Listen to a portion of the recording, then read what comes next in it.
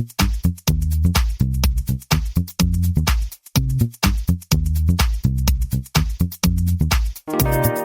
everyone, welcome to the 365th episode of the Internet of Things podcast. This is your host, Stacey Higginbotham, and your co-host, Kevin Toffel. And I'm just going to let you know that I am reporting from the field at the Tiny ML conference here in San Francisco, and that's why I might sound a little weird. And if you want to find out what I've learned at this event, you're going to want to subscribe to the newsletter. If you're into Tiny ML. You sound California-ish. Do I sound California-ish? That's exactly where I am. So no more y'alls for this podcast. I don't even think I could do that. Do you think I could do it, Kevin? No, I don't think you could. He's like, I want to give you the credit, but no, Stacey, it's impossible. I really do, but I don't think it's possible. All right. I was going to say, y'all should listen for y'alls. It's too late. Okay. So let me tell you what kind of show we have today. It's going to be awesome. We're going to be talking about Helium. It got funding and it's rebranding. So you'll find out its new name in a second.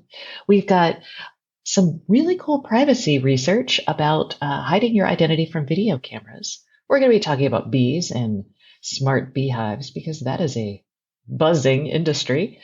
We've also got a little segment that I think of as our dystopian world. We're going to be talking about a startup called Caterpillar. You'll find out about them.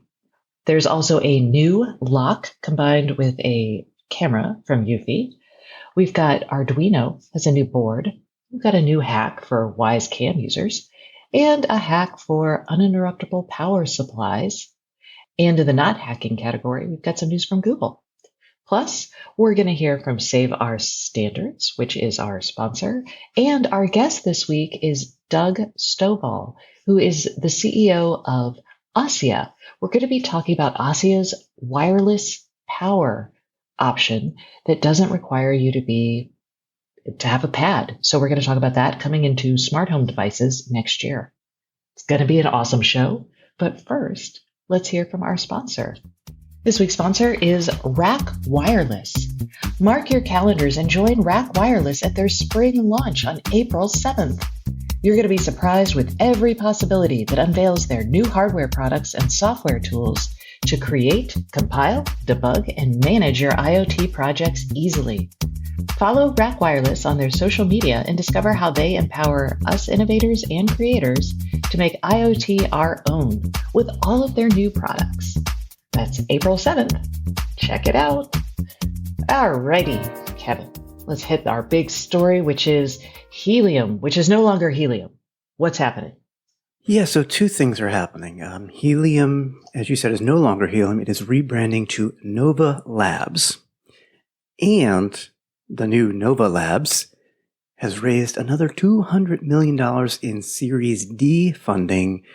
And the valuation now of the Helium/Nova Labs network company is $1.2 billion. $1.2 billion. I'm sorry. Well, that's a lot. I think it's warranted, except, and this is where things get kind of weird. Helium, if you're not aware, we talk about them all the time. Now Nova Labs, so we'll start calling them Nova Labs. They don't produce anything. They're implementing a decentralized LoRaWAN network. Yes, a decentralized peer-to-peer LoRaWAN network where people get Helium hotspots and they attach them to their Wi-Fi network. These hotspots then generate a LoRaWAN signal, and then it uses whoever the consumer's backhaul is to get to the internet. I run a Helium hotspot. It's super fun. When you have one, you generate tokens, Helium network tokens, and that is for providing proof of network coverage, basically, instead of proof of work like you might on the blockchain. So you also get that for network usage, though. I don't think you get as much. Yes, you get HNTs for network usage. And Helium, or Nova, sells data credits, and the data credit, you exchange your HNT for data credits, and that's for companies that want to buy access to the Helium network. So if I'm a company that makes sensors and I want to have a LoRaWAN sensor that's always connected, I will pay Nova Labs for data credits, and then I will use those up with my sensor traveling around the network. And it's very cheap and it's a great idea, but it's a very convoluted setup.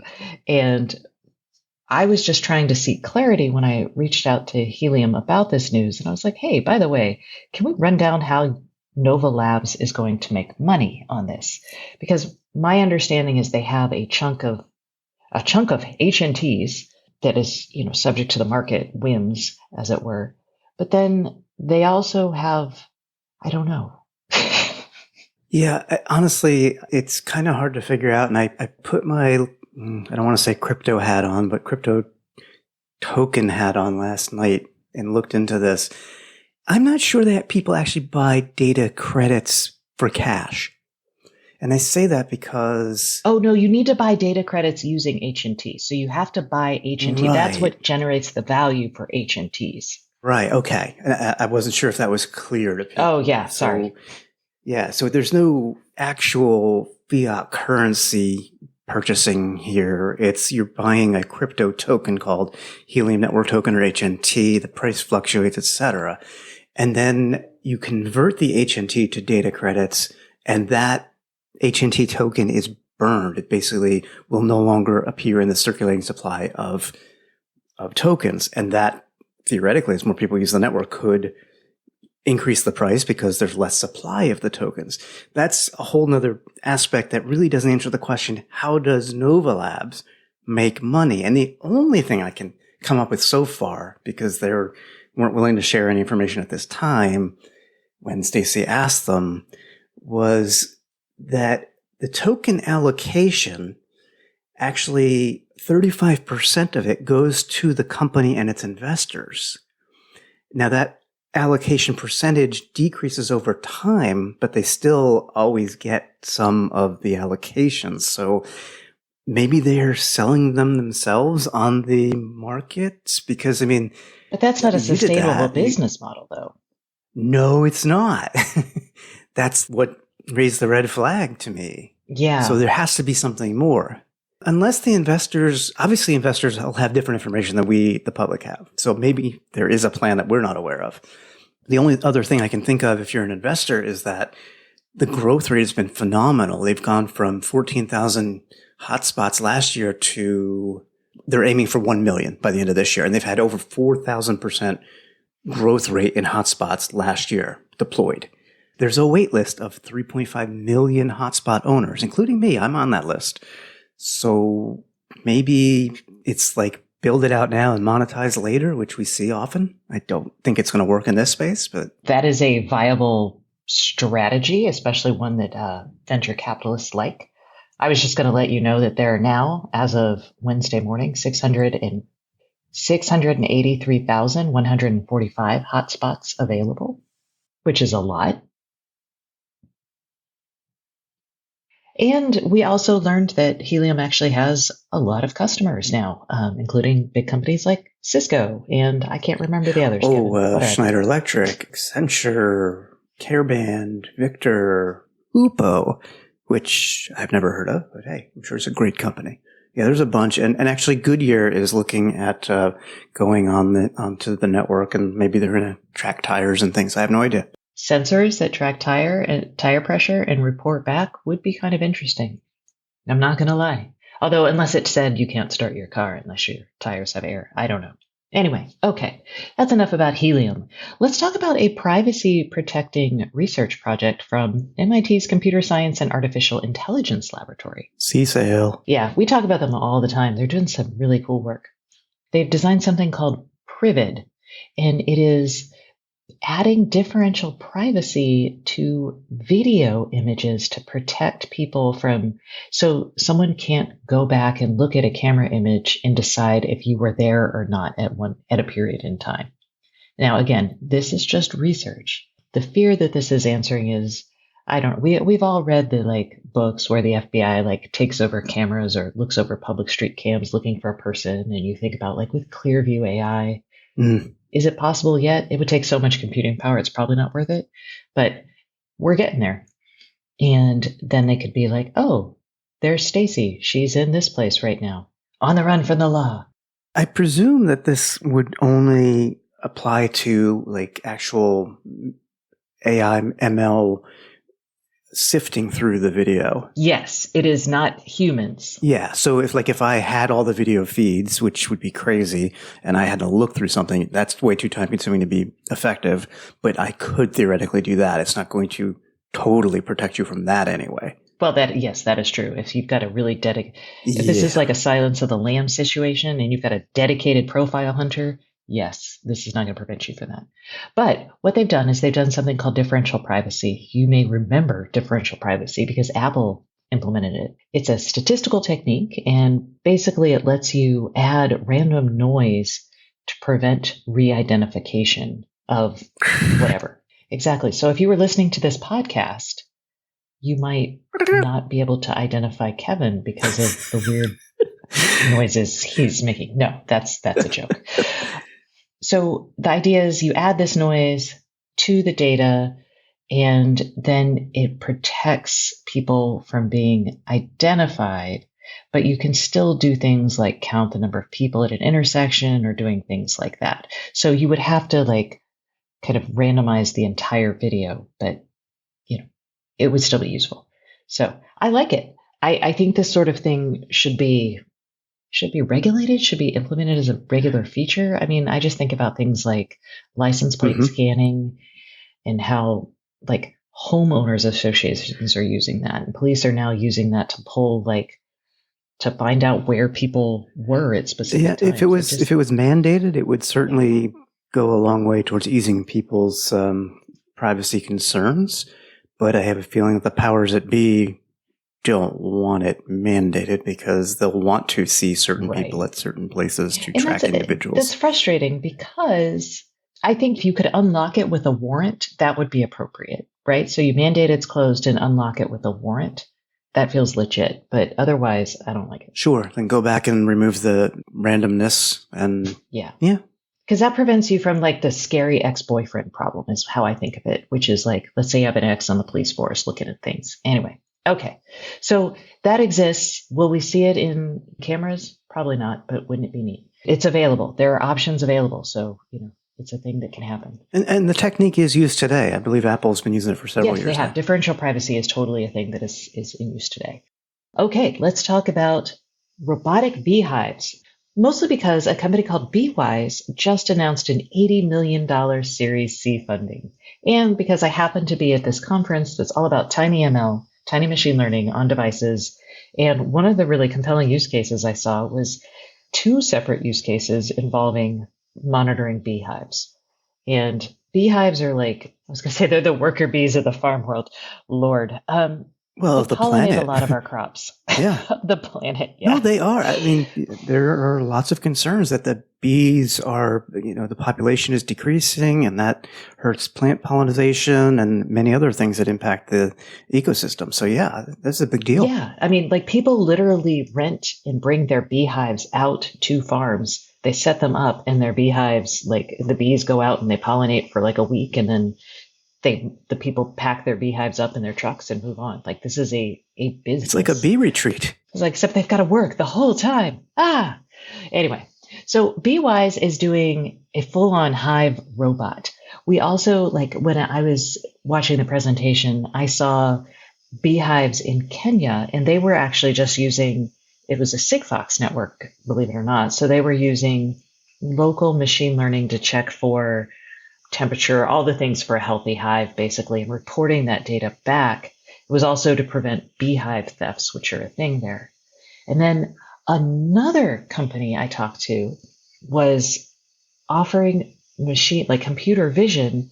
You place a camera at the hive entrance, and it looks for the mite that people think is associated with colony collapse disorder.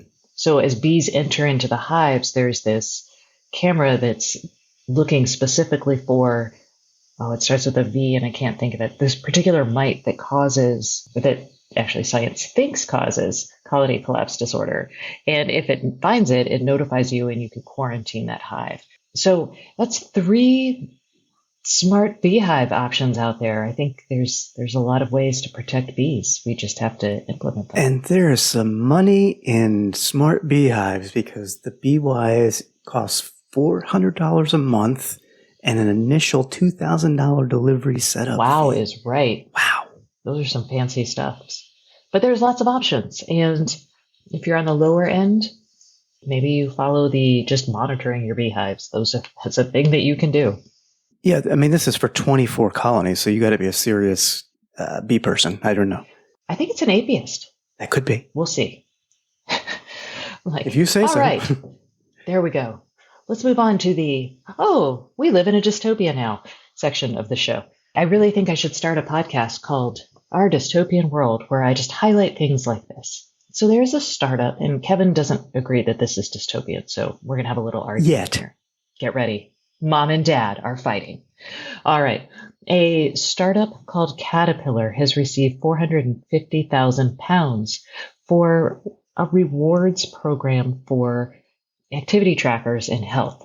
So this is an app that rewards users for eating well and doing exercise, and you can exchange those points for discounts at a local cinema or an online gym class or whatever.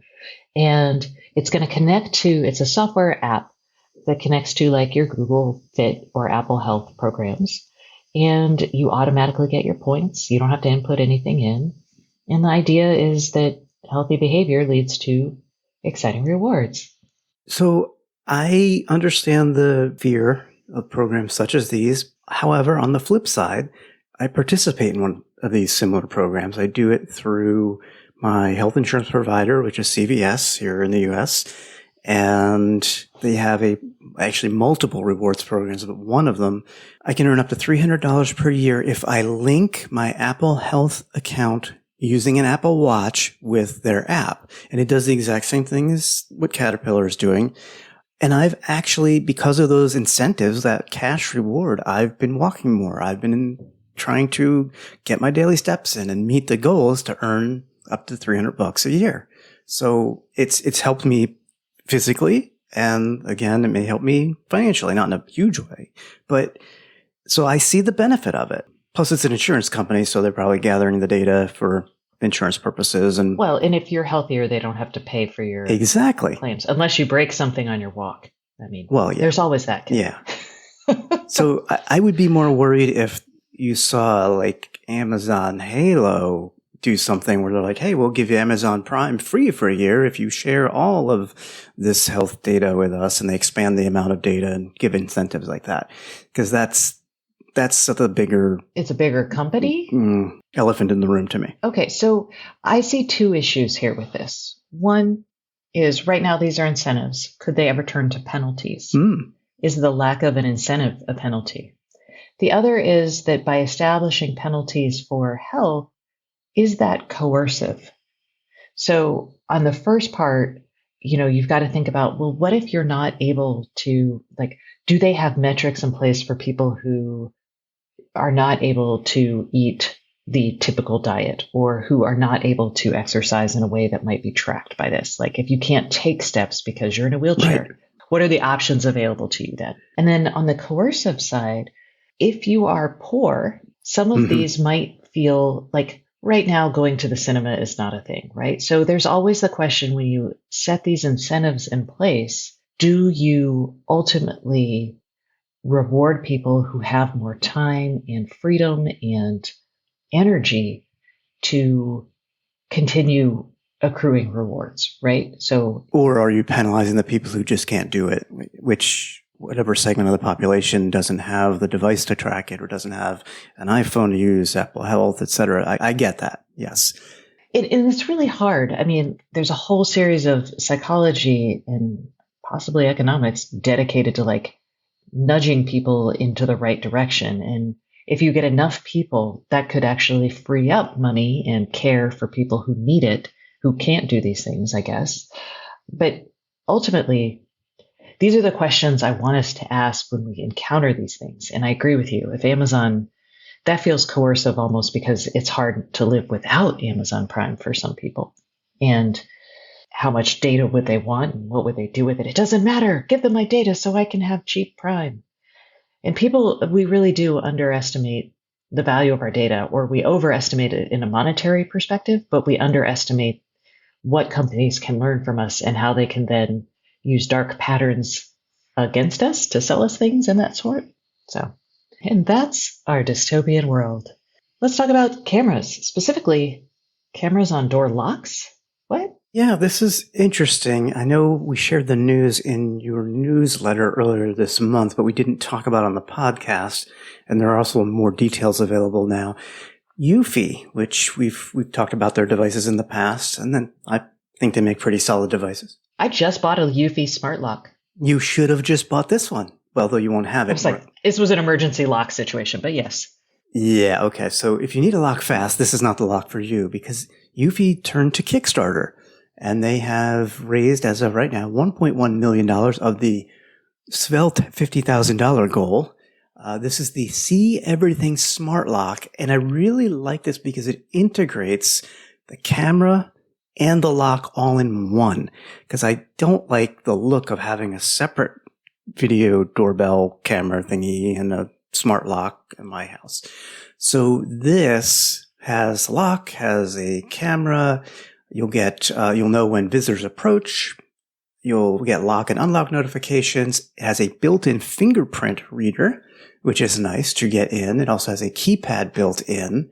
So it's kind of got a little bit of everything. It's going to retail for $3.99, which sounds like a lot. But it is a lot, I guess. But however, there are current available pledges on Kickstarter that you can get this for $2.69 right now. I mean, it's got a doorbell chime. It's an all-in-one. I mean, and they say estimated delivery is May, so it's not too far out. All right, maybe we should pick one up. I'm very curious to see how people interact with it, because one, if you're going to eliminate your doorbell and you turn it into your lock, you have to train people to poke the doorbell that's now your lock, which is a little weird. I mean, there's a big old button on the front of it at the bottom under the keypad with a doorbell icon. Oh, no, I see that. But I'm also I still have, when I go to someone's house, for example, and they have a ring, but they still have their old doorbell somewhere else, or if they have any sort of connected doorbell, my finger automatically goes to the other doorbell. And I'm like, no, it's this one. And that's actually not an uncommon setup. So if you eliminate the doorbell entirely, I don't know if people will just think to look there, right? I mean, I don't think if you're looking for it, it's the only thing on the door. It's the only thing on the door. I think it'll be okay. I don't know. You know what I fair. think? I think we should buy it. We should also set up a second cam and see how confused people get walking up to the door. That would be a fun project. Oh, that's just harsh. No, not in a mean way. It's just to see. I'm not trying to prank people. I'm just like, yeah, but think of the videos we'll capture them scratching their heads going, what the heck? What do I do? Oh, we'd have to run after them and get permission. That's true. Well, hey, there's no subscription fee for this, which is interesting because it does come with some built-in AI and person notification. So they're coming and you could be like, the doorbell is the lock. Okay, I'll stop harping on this. What else does this have? Two-way audio? I can talk to them?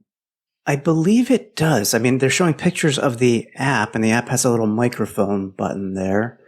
It's not really specified in the specs, but... Okay, and it would solve... So we just put up the Wi-Fi Eufy lock in our house, and it would solve an issue that we had. It has a fingerprint scanner, which is kind of fun. In our situation with the lock, the fingerprint has a hard time getting read completely because of the door jamb.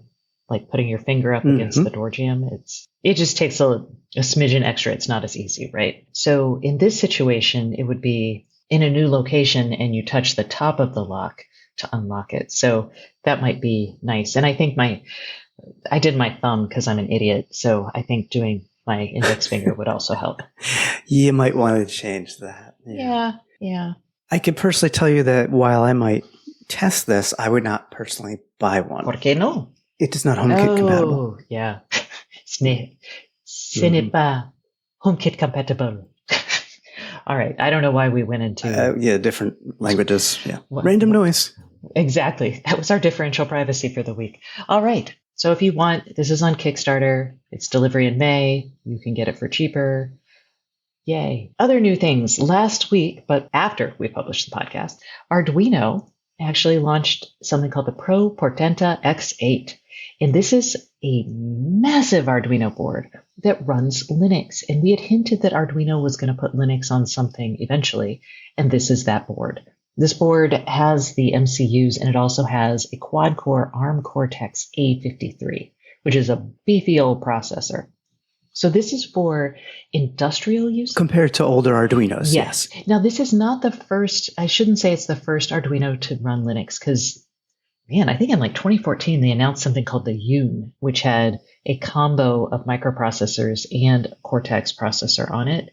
But this is more tightly integrated and all-in-one. So it's a little bit friendlier, maybe, is the way to think about. Yeah. I mean, this is more to compete with at a low level, like a Raspberry Pi. It's smaller than one, but it has a lot of similarities and capabilities. I reached out to some people. I wrote about it just as like, hey, this is, and I thought it was worth writing about too, because they did a deal with a company called Foundries.io.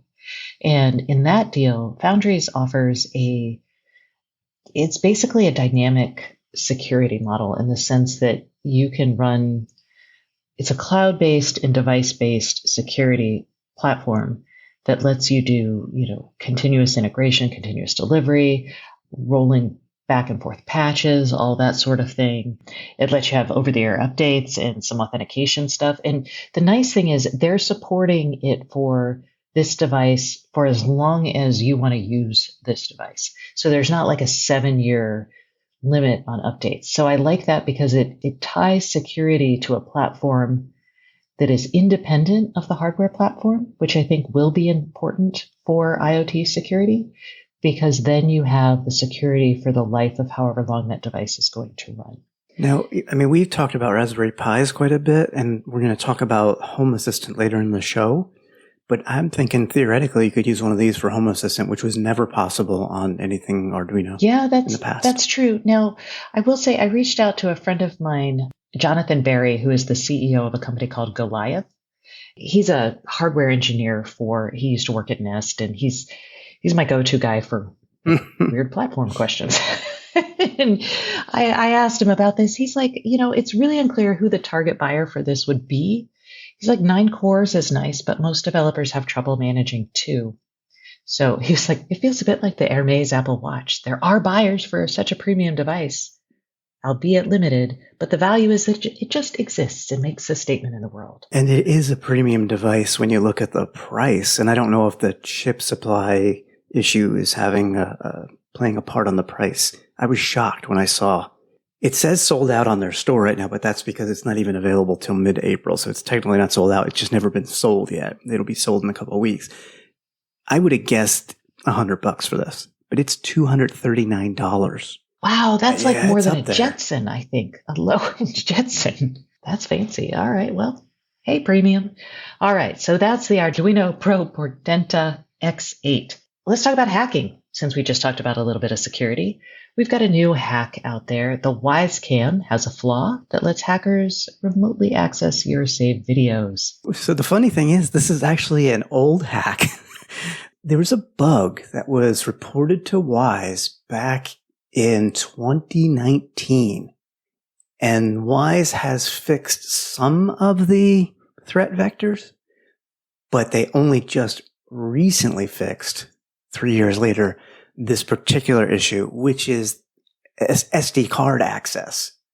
And that's crazy to me because, again, I keep coming back to the selling point for people who want privacy. Well, go with Wise if you don't want your video stored in the cloud because you can store it locally on the SD card and you and only you have that SD card. But this issue has been around for the better part of 3 years. All right. So they fixed it? They fixed it in January 29th of this year with a firmware update. Okay. Well, good. We'll update your WiseCams, y'all. All right. By the way, if you have a WiseCam version 1, you don't get the update. You have to have a version 2 or 3. Oh, they stopped supporting it. Yeah. That makes sense. Okay. And another hacking issue. Hackers are gaining access to your uninterruptible power supplies. How, Kevin? Oh, let's see. It's a very challenging hack. It's because people are using unchanged default usernames and passwords. Who would have thunk it? All of us. So yeah. Use different passwords. Use a password manager.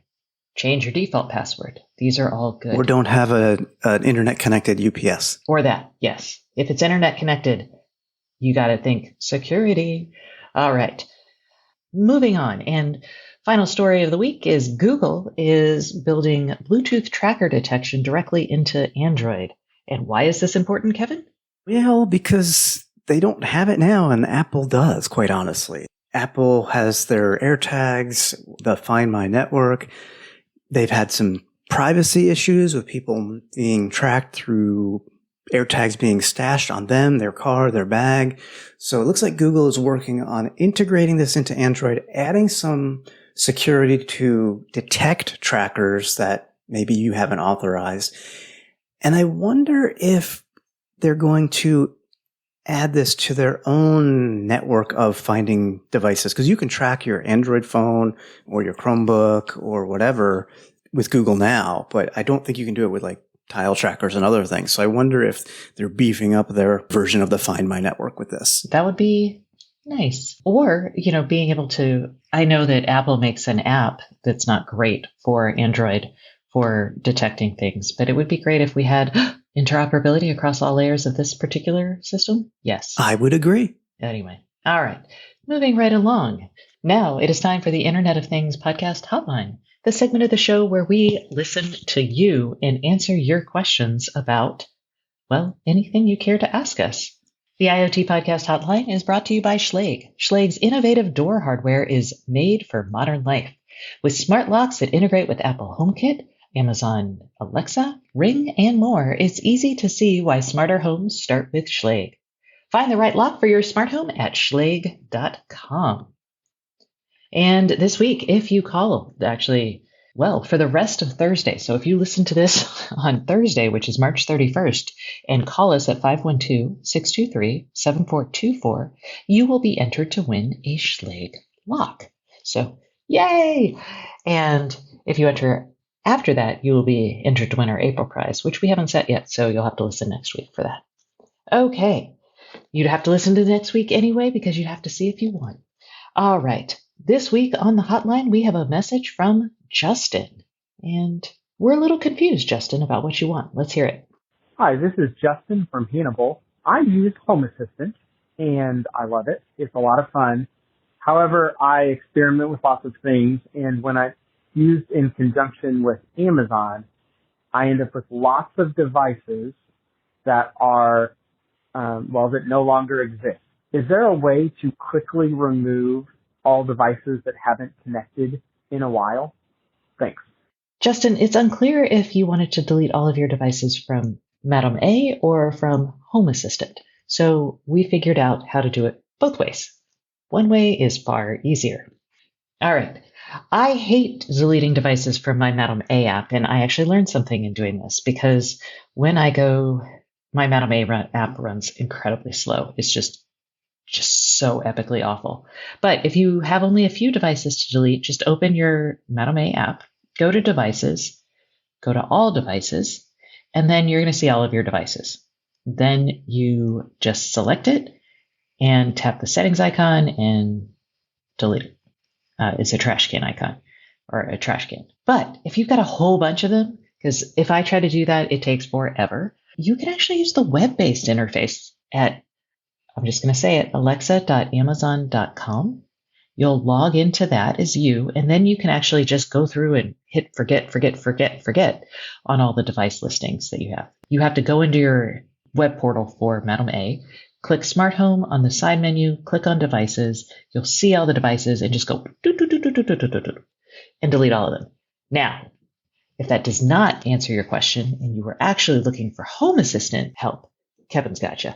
Right. And we mention this because there have been many reports of people that have what I'll call phantom devices in Home Assistant, even after they've removed the devices from the respective smart device app, such as Madam A. It's very strange, and I don't know if it's because of the integrations or what, but it doesn't matter what the reason is. If you have Madam A supported devices in Home Assistant after you've deleted them from the Madam A app, what you can do, you can go in there and individually delete them through the graphical user interface, but you just choose the device, right click, and you'll have a delete option. However, some people said, I don't have a delete option. if you experience this, that suggests to me that the registry or the database that Home Assistant is using is not quite right. You can manually, and you got to know a little bit of Linux to do this, you can manually go into the entity_registry on the SD card. It's listed in the core folder of Home Assistant, and you can see all the devices. They're called entities in Linux, but you can modify that text file. I would probably back it up first, then modify, try one device, remove it, see what happens, see if it disappears. And if you really want to get fancy, we can put a link in the show notes for basically a query that says select all devices that are Madame A devices, and it will delete all of them from your registry because you were looking for a way to do this all at once. I would start with just modifying the text file personally if this is what you need to do and you can't do it through the GUI. But in any case, we'll have that link in the show notes and you can do the manual registry modifications. Excellent. All right. Well, Justin, thanks for calling in. Hopefully we will help you. And for everyone else, you can give us a call at 512-623-7424. And if you call before March 31st, midnight Eastern, you'll be entered to win a Schlage lock. If you call after that, you'll be entered in to win whatever our April drawing is. That concludes this segment of the show. But please stay tuned for our guest, Doug Stovall, who is the CEO of ASSIA. And we are going to be talking about the delivery of wireless power to wearables and smart home devices. But first, a message from our sponsor. This week's sponsor is Save Our Standards. Hey everyone, we are taking a quick break from the Internet of Things podcast for a message from our sponsor. And this week's sponsor is Save Our Standards. Save Our Standards brings together a cross-section of industries to advocate for a fair and transparent licensing system for standard essential patents. And I have Kent Baker here, who is head of IP strategy, litigation, and licensing at uBlocks. Hi, Kent. How are you today? Very well. Thanks, Stacey. Excellent. So what is uBlocks and why are y'all a member of Save Our Standards? At uBlocks, we create the wireless modules and semiconductors used by a wide variety of things that range from automobiles to IoT. And you'll recognize them because they show up in consumer products. We joined SOS as a charter member because we file patents, and we also license many of the standard essential patents needed to make these products. So you can see why we have a vested interest in policies and practices involving standard essential patent licensing. So, Kent, I understand that you are a veteran of the standard essential patent licensing world for wireless communications. From your experience, what do IoT hardware makers need to keep in mind? You're dating me now, Stacey, because I have been around a while. I think it's important to remember that licensing standard essential patents, or SEPs for short, has a larger impact on the economy than you may think.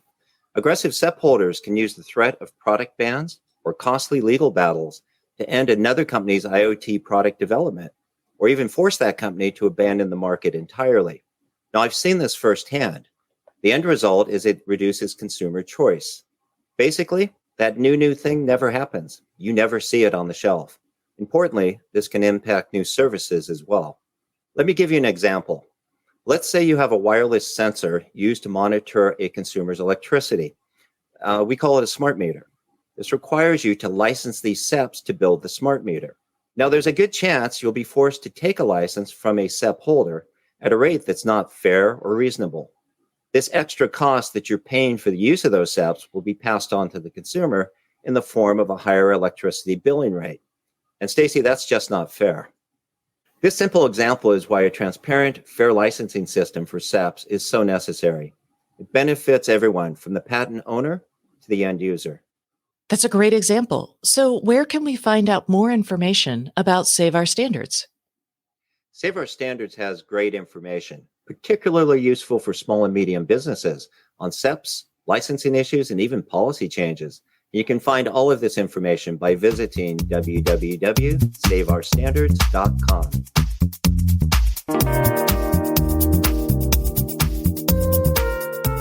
Hey everyone, welcome back to the Internet of Things podcast. This is your host, Stacey Higginbotham, and today's guest is Doug Stovall, who is the CEO at ASSIA. Hello, Doug. How are you today? I'm doing great. How are you?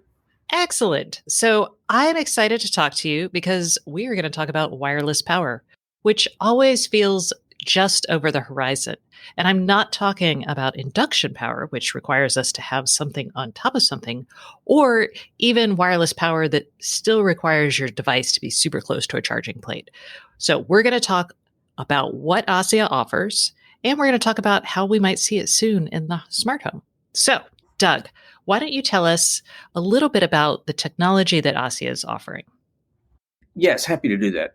So Coda, as you pointed out, which is our product, allows us to safely send power over distance. And when we say distance, we're talking about up to 10 meters is the practical limit of delivery, although our regulatory approvals allow us to send it unlimited distance. And so when you think about the way this works, it works really like Wi-Fi works, where you have a transmitter that sends data and a receiver that receives the data. In our case, our power transmitter is sending power through the air. That power all lands on the receiver and powers the device. Now, the interesting thing about Coda, which is actually a patented technology, and it's patented around a physics phenomenon called retrodirectivity. And because we're using retrodirectivity, it allows us to take advantage of the benefits of physics, which means we can power devices on the move and non-line of sight. We've received regulatory approval in over 60 countries, so that's pretty exciting. Yeah, just this month, you got FCC approval for it, as you mentioned. So that is great. We'll talk about the technology in a little bit. But first, I want to paint a picture for people because y'all actually have a deal with a company. It's a French company called Arcos. And they're talking about putting Coda in smart home products, including wearables, I feel like fans, air purifiers, something. So why don't you talk a little bit about what they're going to do and when we might see that? Yes, happy to do that. So Arcos is a company that's based in France, headquartered actually in Paris. They've been around a number of years. You actually may know them. They actually, before there was an iPod, they had an iPod that played music, and so they've been around a while. They announced with us at CES that they are going to bring 4 products to market. Those products are an indoor wireless camera, air quality and temperature station, a smart tracker, and a smart health watch.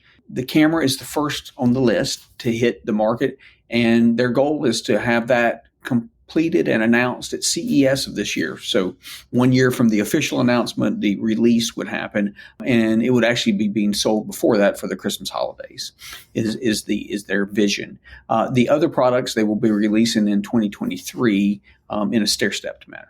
All of those products are consumer-based products. The camera will be an event-driven device, as most cameras are nowadays. What that means is it operates much like your doorbell camera or the cameras in maybe your kid's room or things like that. They don't run all the time. They run based on certain events occurring. So let's talk about how this works. You've got the special Coda chip that goes in the device, and then somewhere in the home there is a charging panel. Yes? Yes, that's correct. Okay. So walk me through if I am a homeowner and I want to have Coda wireless power in my home. What will my home look like? How many devices can I support? Realistically, what are my pros and cons here?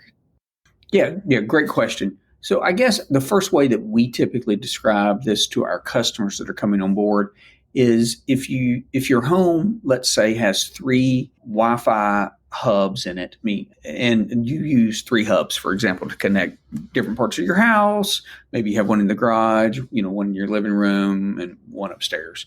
You would start off probably having 3 Coda transmitters, because remember, we work on RF just like Wi-Fi, and we operate in the same bands, either 2.4 gigahertz or 5.8 gigahertz, which are the unlicensed bands.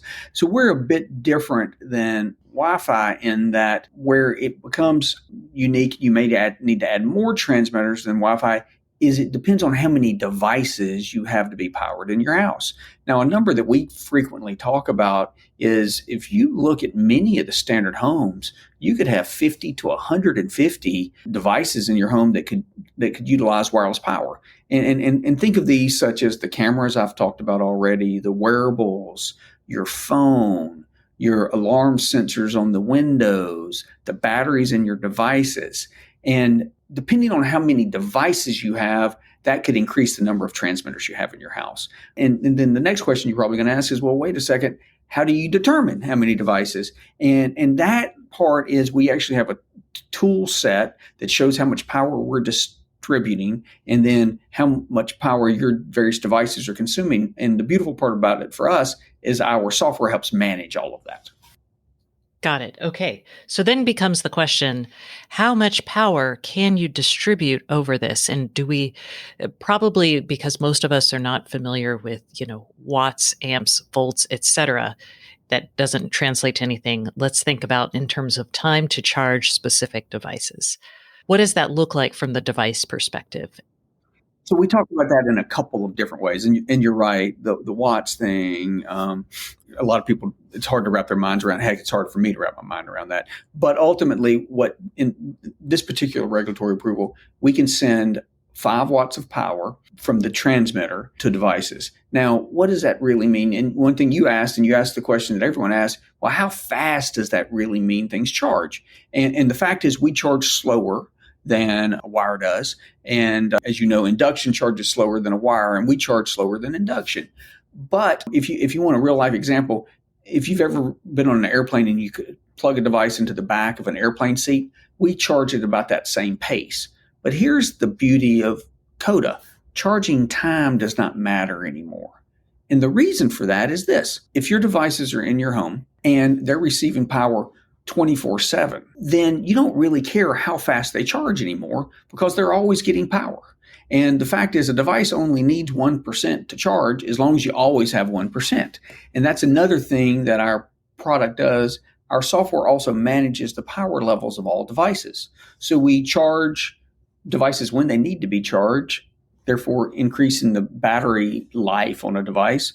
But we also charge devices that need the most power. So, for example, if your phone had a CODA chip in it and you left your house and you came back and your phone was low power, we would recognize it was low power and we wouldn't send power to any of the other devices in the house. Of course, they would already be charged. Their batteries would be charged. We would send all the power to the phone. And so, therefore, from your perspective, it's not fast or slow. It's an always charged solution. And that's where the paradigm that we're working in changes. Got it. And that makes a ton of sense. It's like when I plug my electric vehicle in at night, I'm not really worried about supercharging in my own driveway. I'm just like, let's see what happens. And I think we're actually moving to an era where our homes will become much smarter about managing energy distribution in the home, simply because we can't add a lot more power, but we're definitely adding more devices that use power. But let's get a little further in here. So the big challenge for wireless power historically has been like, hey, if you send too much power over the air, you're going to fry the people in the middle, right? It's people are concerned about their health. And there's also efficiency, like in terms of waste. Like if you're sending 5 watts through the air, but only 1 watt ends up as usable work on a device, is that really the best use of our energy that we're bringing in? So can you talk about the efficiency of what you're offering? And I'm going to assume since the FCC approved it, you don't cook people. Yeah. Well, I was going to hit the cooking one first, and you're correct. The FCC did approve it. So therefore we've gone through that testing. We fall under Part 18 there. And what that means is we are approved under the same regulatory framework that mobile devices and Wi-Fi is. And that is ensured that we don't fry people. On the other part of your question, on the efficiency piece, we think of efficiency really in 2 buckets. Let's talk about bucket number 1, which is efficiency compared to batteries. And when we think of efficiency, we think of end-to-end efficiency, not just the exact battery. We think of when, the mining of the materials to get the battery out of the earth. We think of the actual changing of the battery, the life expectancy of a battery, and then ultimately the battery being disposed of. And in every case, in every stage of that, CODA is thousands of times, and I said thousands of times, more efficient than batteries. I mean, overall, and I think the world has come to this conclusion, batteries are bad. And so in that segment, we do a very good job of having a very strong business case. And in fact, We recently, Morningstar recently put out a report on us talking about our environmental impact, and specifically as it relates to batteries. On a per year basis, ASSIA eliminates between 238,000 and 476,000 standard containers. A standard container is about 40 feet of battery waste. That's 3,600 miles of hazardous waste a year that we eliminate as companies implement CODA and deploy it. Now, this is out 3 years once we start reaching scale. So I want to stress that. But additionally, we're saving between 936 million and 1.8 billion liters of water. That's 760 Olympic-sized swimming pools. And we're also avoiding between 468 and 936 tons of lithium being mined. So from that perspective, from efficiency, from sustainability against batteries, our impact is staggering. Against wires, when you look at efficiency, where wires from the socket to the device, a wire is more efficient than us. In general, wires are about 50%, give or take, efficient. We run somewhere between 8 and 12% of efficiency, depending on the use case, the size of the transmitter, and where you are. So we're less efficient. But when you look at the cost of running wires, and when you think about IoT, which is your sweet spot, obviously, one of the big untruths about IoT is when people go out and they say, we're going to have billions or trillions of IoT devices. The fact is, mankind has never built a trillion batteries, and we've never run a trillion wires. It's just impossible. And so ultimately, you have to have wireless power. And so the question becomes efficiency or lack of efficiency, but does the use case overpower it? And in the long run, is it the correct thing to do? And that's what the use case has to drive.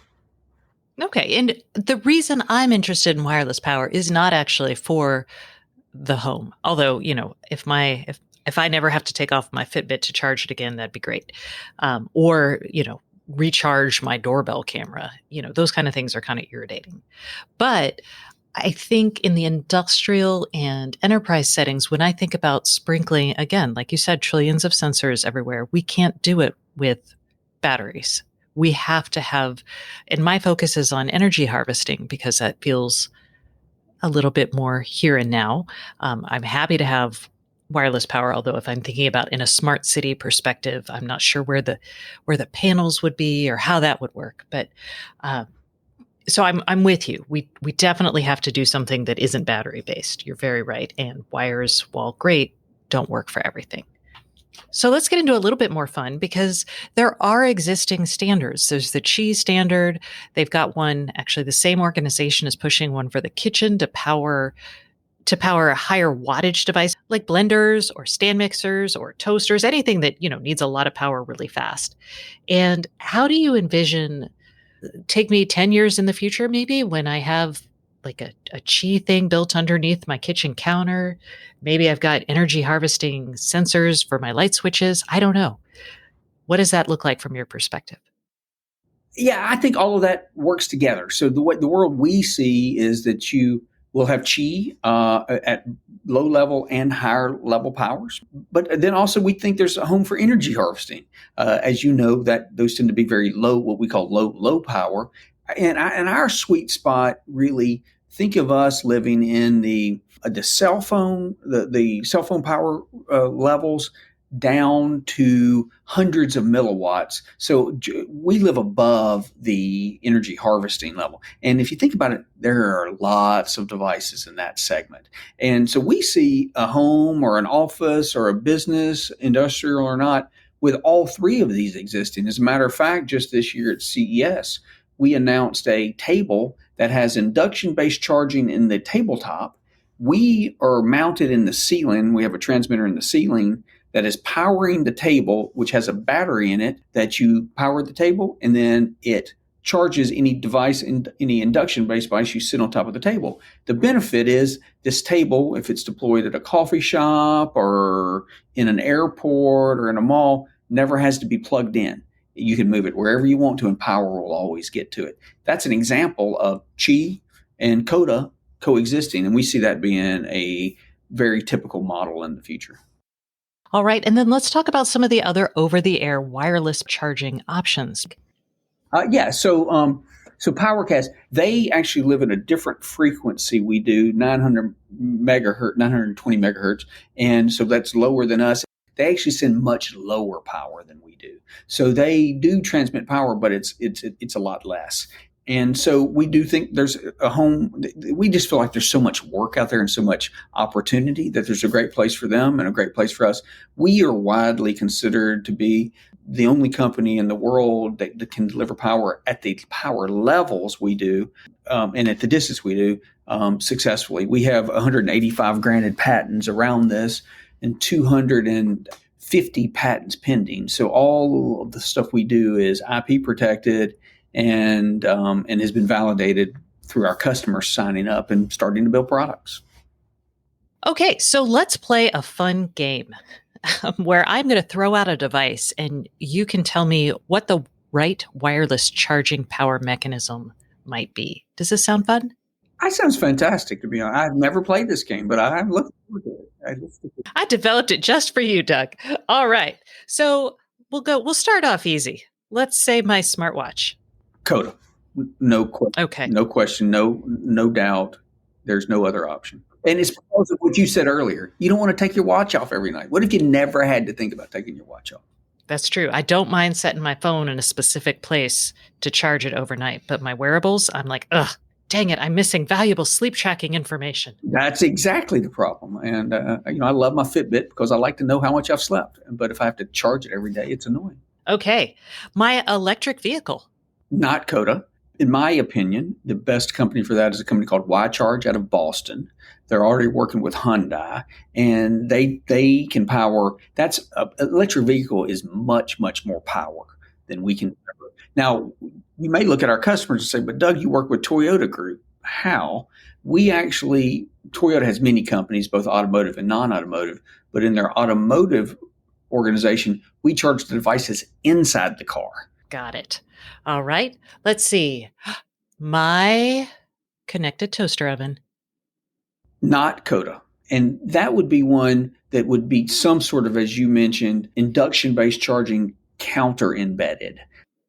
They call it Key, if you're curious. Qi has developed Key. To be honest, and I'm a wireless power guy, I did not even know that. So it's very specific for the kitchen, although I'm excited because, I like cooking. All right. My connected door lock. Coda, no question. And we, as a matter of fact, have use cases with customers in development for that. Between connected locks and the doorbells with camera, those actually are rapidly evolving to some of the largest IoT deployments in the world, just from in terms of overall volumes of if you add all the players in the space, and you I'm sure know this. And so the great news there is you may have 1, 2, 3 of those in your house. And so that's great as well. My smart speaker that stays constantly on my kitchen counter. Great question. That could be a couple. It could be Coda, and it would be if it has a battery in it and you're leaving the battery in it, Coda could power that and you'd be in great shape. Or you could use induction charging, or you could use both. So that could go 2 different ways. I thought you'd just say, just keep that plugged in. It doesn't move anywhere. The problem is they don't ever not move anywhere. I mean, you say that, but I mean, think about your speaker or my speaker in the house. Inevitably, one of my kids is trying to grab it, and really, if it wasn't plugged in, don't you think you'd move it more often? All right. I feel like that was a pretty successful game. You've already mentioned sensors, or I was going to throw out my leak detection sensors, but I bet your answer's Coda. No, that's an easy one. But I'll go back to the speaker. I mean, I can also, I didn't really realize that we had another option plugged in, but that could also be one you could leave plugged in. So I would say that, yeah. I was just throwing it out there just to see what your thoughts were. Are we getting rid of all wires or not? No. And we would never say that. Here's the problem really with wired devices. And honestly, we've learned this at ASSIA. Devices that you plug in are not built to be energy friendly. And they're actually very, very inefficient. Battery powered devices are much more efficient, and Coda built devices are even more efficient because you're building the device with efficiency in mind. And it's one of the things you said earlier, and I thought this is where you were going, when you talked about there, that you look at the typical house and there's so many devices, we've got to get more efficient. One of the biggest problems we have is anything you're plugging in is not efficient.